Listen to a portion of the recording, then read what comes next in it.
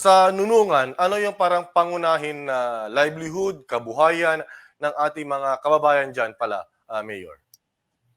Actually, sir, no, the municipality of Nunungan is purely agriculture. Meron din Hmm, tayong fisheries because of our lake, no? yes, I would like to take this opportunity no, na i-mention ko ano yung potentials na meron po tayo sa municipality of Nunungan. Meron yes po please. tayong 3 lakes, meron po tayong 4 na waterfalls, meron tayong 5 caves. Then ito po yung mga pinaka-famous po sa municipality of Nunungan, ito pong Mm, wild bears na hopefully magiging wild bears capital po tayo sa buong Pilipinas.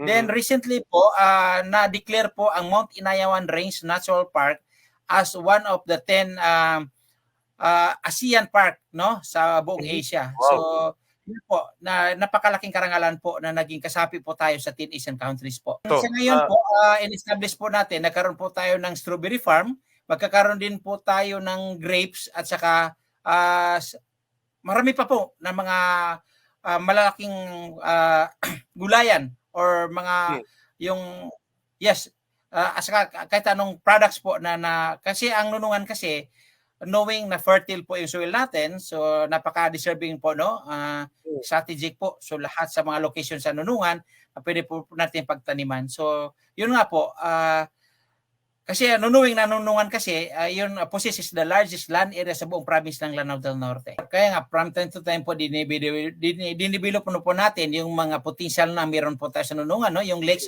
In fact, yung lake po natin, kasi pag nabanggit po ang Nunungan, what promptly comes to the minds of the majority is yung Nunungan Lake. Yun po ang hmm, napaka-famous. Yung lake po natin, meron po tayong mga floating restaurant, floating cottages, din magkakaroon din tayo ng floating restaurant na umiikot sa lake na yon, no? May mga rides din at the same time, no, para kahit papaano magkaroon tayo ng influx ng mga turista is because of yung magagandang tanawin po na meron po tayo sa municipality of Nunungan.